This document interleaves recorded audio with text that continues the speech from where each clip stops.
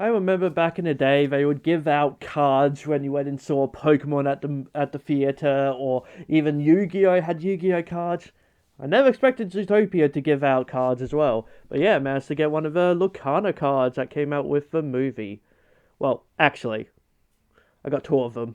After 9 years, we finally got a sequel to Zootopia. This is very obviously going to get a lot of attention for furries, with a lot of people going to cinemas in fursuits. I choose not to because I don't want to be seated in a cinema having to hold my head in a lap for the entire movie. I'd rather just have Nick in my lap. But is this everything we've been waiting for? Do we get plenty of fan service? Is there still some obvious gayness happening? And what does Nick Wilde do with that peanut butter? Well, let's get into this review. But I will warn you, I will just be going straight into spoilers because I can't talk about this movie without going into spoilers.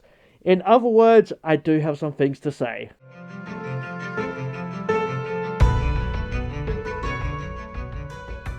Could you show me that clip again? Wasn't wearing my glasses. Hey guys, Blazie here, and welcome to my review of Zootopia 2. I saw this movie yesterday as I'm writing down this script, and I have some things I want to talk about that bothered me. But I will say, I really did love this movie. It's very gorgeous. I like the new Shakira song. The story of them going into the lore of Zootopia is a really cool idea that they did for this movie. Some of the comedy is good, and I do love Nick and Judy. For the most part. I'm gonna say something very controversial. She's a bit much in this one. I like her just fine in the first movie, but her story, once again, is just her trying to prove herself, and that's it. There is more to her doing what's right, but she just never slows down. Even when she's talking, it's constant and fast and kinda rude. Even during the big emotional moment of the movie, she says it so fast, it kinda just ruined the moment of Nick taking his time with his words. She's also just very reckless and never pays for that recklessness, and it's treated as though it's perfectly okay because just everything goes her way in the end and she's always right. But I don't hate her, don't get me wrong. It's just annoying that most of the time Nick is seen as the bad guy who is lazy and doesn't want to help, but that's not exactly what's going on. But back to the movie, I did enjoy it, but the first movie is better. It's better structured, better characters, just overall a much more fun movie. A lot of this movie is Nick and Judy arguing, which is fine. It's just very typical. And there's no real memorable moments like Gary and Larry. Gary, quit it. You're gonna start a howl. I didn't start it. The nudist group, which is an entire joke of cartoon characters not wearing clothing but having no bitch. But obviously, they are nude, and Judy very much knows that. They are very aware. The closest we get to that is a Burning Man reference, and you see everyone wearing skimpy outfits, but they kind of speed through that area that it just feels like bad fan service that they were scared to really show on screen. And they also do the stupid trope in this movie of the main characters are heroes. They prove themselves in the first movie. But the second one, it's instantly you're not worthy just because you did this one thing, and they're all seen as losers. So once again, they must prove themselves. It's kind of just lazy writing to do the exact same thing. And it just irks me that's what they did here. And there's even a reference to what does the fox say, as someone asked Nick that to tease him. All I have to say to that is, what the fox? By the way, this hooded character in the trailer never appears. This was just capitalizing on death for sure.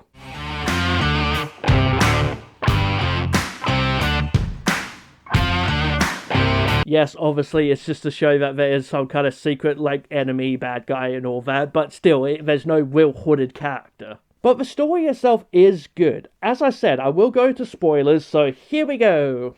That's how I decided to say that. Essentially, Judy discovers some snake skin, but there hasn't been a snake seen in Zootopia for 100 years. But then suddenly snake appearing in a gala event that's happening to show this journal that mentions the last snake attack 100 years ago that kind of changed everything. The reptiles disappeared, the Leak's family are in power and built the weather system that made Zootopia possible. Which is the thing I like about this movie, is the lore of Zootopia and going deeper into that. That's where the movie is at its strongest, because where I feel this movie is at its weakest is how the world works between small and big animals. Some of it is very fun, like a vending machine that has different sized drinks, but then there'll be like a bunch of mice standing to greet small guests, and then get scared when giant elephants and giraffes appear at that same entrance. Like, shouldn't they have two entrances for the little ones and the big ones? Like, I get it's just part of a comedy, but it really throws me off how kind of world-breaking that is compared to the first movie. I feel like they went more for like quick comedy little moments compared to like the realism of the world. Anyway, at the gala, Judy bumps into Pawpet, the youngest of the Lakes family, and there's this weird kind of tension of like, oh, they might end up as a couple, and Nick even looks jealous, but it never plays into anything besides he a good dude. Snake comes in named Gary. I do like the name, but Gary is already a character, so that's just rude. He steals the journal and tells Judy he's the good guy and the Leakses are the bad guys. Nick and Judy then get framed for almost killing Chief Bogo, and so they go on to one, taking the journal which the Leakses are willing to kill to get it back. You know, I gotta give it to Disney being like, yes, these are true villains that will kill to get what they want. They do get help from Don and Fufu, though we are then introduced to Nibbles, a character who runs a podcast talking about conspiracies and knows where the reptiles are, and I don't like her. She's annoying and in the movie much longer than I would like. Like, she's not that bad, but was not a character I look forward to seeing more of. Some of the jokes worked, but the character is just very in-your-face, loud and talkative, which again can work if she was just in the one marsh scene.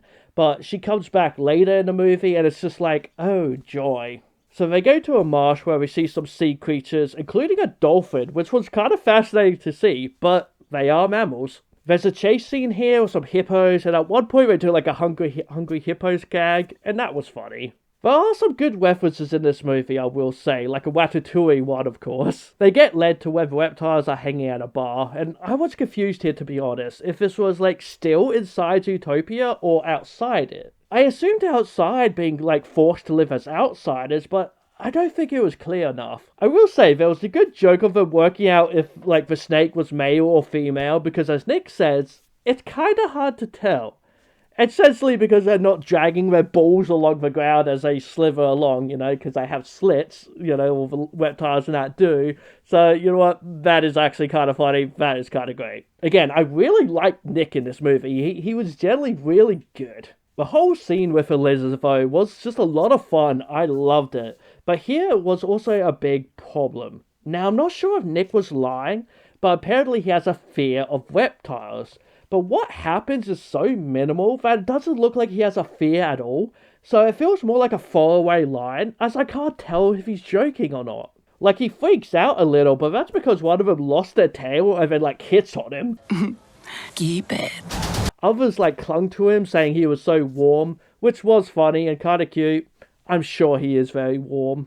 But, like, I'd also freak out with them just being stuck to me like that. So him being scared of reptiles is nowhere near the level it needs to be if they say he has a fear of them. Which is one of the big problems I have with this movie. There's lots of moments where a character says something about themselves, and nothing really happens. So Nick and Judy go down these tubes following the snake who swallowed the journal, so I guess that's some vor.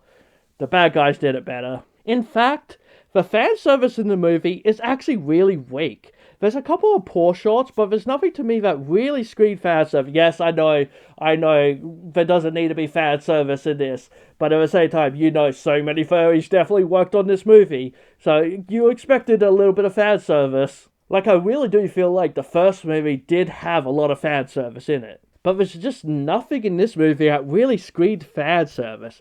Even the tigers are wearing puffy vests covering up their bodies. Yes, they're shirtless at the end of the movie, but even then, they don't really do any good shots of them. They focus more on Gazelle than the actual tigers themselves dancing and such. They really avoided things there. Maybe with, like, the horse mare being as, like, big and handsome as he is, who I do very much like. I did like this character. Like, he's a character that was hired by the Leaks family to be the mayor, but really he works for them as he's, like, scared to disobey them. Which is understandable when I said that, yeah, they're happy to kill whoever they need to get what they want. There is a joke I did like, that he counts by stomping his hooves, because he doesn't have fingers, he has hooves. So you know what? That's actually a pretty clever joke. I also did like the zebras, the zebros, as they say a lot. If anyone wants to draw me squished between them, I won't say no to that. They go down these water tubes, Judy almost drowns, but Nick saves her, and yet she is all wooed, like, it's fine, you lost him and messed up. Even Nick points out how wooed she is being. Like, girl, I kinda hate you right now. I watched this movie with a couple friends, and they all agreed, she's a bit of a bitch. She is just kinda up herself in this movie. As I said earlier, Nick is shown to be like not much of a go-getter. He takes the easy route and doesn't care about the case because he clearly very much cares about Judy throughout the movie. Is hella protective of her and wants her to be safe, but she keeps putting herself in danger. So he keeps chasing after her to make sure she's okay. And yet, Nick is kind of seen as the bad guy. It's really frustrating to watch. They run into some goats who are just kind of there to point up. It's a really pointless scene. They do argue here as they're climbing. Everyone's seen that climbing little image. The pen that says "dumb buddy" is this line that they keep using throughout the movie because, you know, nostalgia. It does end up getting broken as like a symbol of their broken friendship, which, yeah, fair enough, Fed, to keep using it in that way to do that kind of story with it. They go up to the lodge where Gary lived or something like that. I was a little bit confused. Here, Judy learns that reptiles did used to live in Zootopia, but Nick gets captured by the cops and Judy gets saved by Gary and Pawpet, who was helping Gary all along. Nick gets thrown in jail, and we do get a very quick cameo by Michael J. Fox saying, "What are you looking at, butthead?" So, yeah, a little Back to the Future reference in there too. Absolutely love that. And by the way, his character's name is Michael the Fox. Love it. But also here is Nibbles. Oh, joy. There's just better characters who needed more screen time, like Clawhauser. But nah, he gets like 3 short scenes. Instead, this movie needed to sell merch of the new characters. That's all it feels like. Nick basically confesses his feelings for Judy to Nibbles, and they escape, though let out all the prisoners, including Bellwether, which was a funny little reference to Silence of the Lambs, I believe. So now they go off while we get this whole thing with Judy, Pawpet, and an introduction to Gary. He really isn't in this movie a whole lot, considering how much he was advertised. I do like him as a character, though, but they really don't do much with him being a snake, besides maybe where he vomits up a book and his jaws all broken looking, like how they can like dislodge their jaws. But like in the old animations, or even in the Bad Guys where you have snakes crossing their arms or leaning up against tables, there's none of that here. There's like no fun moments of him being a snake and what they could do with that idea. So that kinda sucks. Then yeah, more poor Bert just being a good, lovable weirdo who wants to help after getting a message from Gary, as he's the one in the family to read messages, which is lucky for Gary considering how evil the rest of the League's family is. It's then revealed in a journal that only a specific snake could read that the journal belonged to his grandmother, who was the true founder of Zootopia and wanted to help all animals live in peace. But due to sheer racism, a League killed his own maid, making it look like the snake did it, and then turned the reptiles home into the snow tundra area of Zootopia, of which reptiles can't live in the cold, forcing them to leave Zootopia. So yeah, this is very much a story about what white people do best to those they don't like. It's very much a racism movie. Like the previous one was about predator and prey animals, which yeah, racism, but this does take it to a whole nother level with calling an entire species evil for their own personal gain. Which this is where the story is at its strongest, with the idea of a witch getting their way, because yeah, it's all built on lies. It's a good storyline for Zootopia 2 to have. They go to one of the weather walls to power on a switch that will turn on a lighthouse somewhere buried in the snow to point the way towards where the reptiles once lived. They go there while Nick gets flashed for Sloth's help to get him and Nibbles there. Judy, Gary, and Pawpet go inside, find a switch, turn it on, and can see the lighthouse, while Nick gets trapped outside as like a kind of, oh, maybe Nibbles is evil. Nope, Pawpet is evil. Now, here's a failure of the movie. Him being a villain is the idea of like the pressure parents put on their children to succeed, to be just like them and never be their own person. So it's very much a generation trauma and so on kind of idea. Which is not a bad idea to have that kind of villain to then like show his bad childhood, being considered nothing by his own parents, needing to always try and be better to please them. Because it's revealed he wants to go to a reptile village to get rid of proof that a snake made Zootopia possible. Also, he could be loved by his family. But the problem is that, yeah, he's just a crazy dude who wants to be a murderer and perfectly fine with how things are.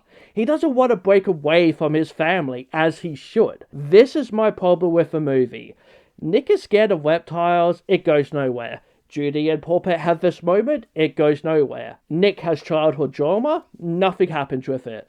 Paw Pet is a product of a crazy family, but nothing happens when it fully needed to be clear on screen that doing this to your child is not okay. So to me, it's kind of just lazy writing. Which, yeah, sure, having like a character that's redeemed at the end is also kind of lazy writing with how often it's done, but this is a character that should have been redeemed in terms of the story of generation trauma and such, and teaching children that, yeah, you don't have to be your parents. But yeah, he's just full cray-cray as he stabs Judy with venom, puts Gary out in the cold to freeze him to death, stabs Nibble with venom, and then goes after Nick.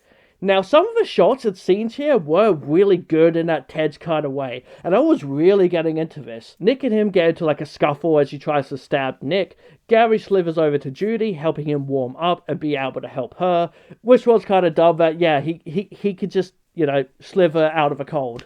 That was kind of dumb. But it's fine, blah blah, fight scenes happen, Judy gets cured, one's to Nick, and him and Paw Pet are falling down to the deaths, but Nick is saved just in time. They both hug up and we get the big emotional scene of the two going over their emotions and how much they care for each other. And I'm so glad they did this scene, but they really skirt around saying love, and that is honestly really annoying. And Nick mentions his childhood trauma, while Judy is just like, I have a hero complex. And that's kind of it for her. Like, I'm sorry, but Nick has this big emotional moment, and you really feel for him. But then Judy just talks so fast, you can't process it, and it really ruined the moment for me. Like, honestly, I want to know more about Nick's past. He is a much more compelling character to follow. But whatever, it was perfectly fine. But the movie keeps on going as Paw Pet is still alive. Also so is Nibbles. Oh joy. They chase him down, he admits to his family what he was doing, and so they want him to find the reptile city while they try to hold off the others. It does lead to the mayor finally stepping up and fighting them, which was fun to see. Paw Bear goes full crazy. They even do a full-on Shining movie reference, which was completely unexpected. I guess to show just how crazy he was, you just do the Shining thing. It's a little dumb, but whatever. In the end, they do stop him. They find the home of the snake's grandmother, and it's beautiful. I will say that. Again, this movie is beautiful and gorgeous to look at. They find the proof they need. Paw Pet does show up once more, but is easily dealt with. And the movie ends with them as heroes. The Leakses all get locked up because, that happens to rich people. They absolutely pay for their crimes.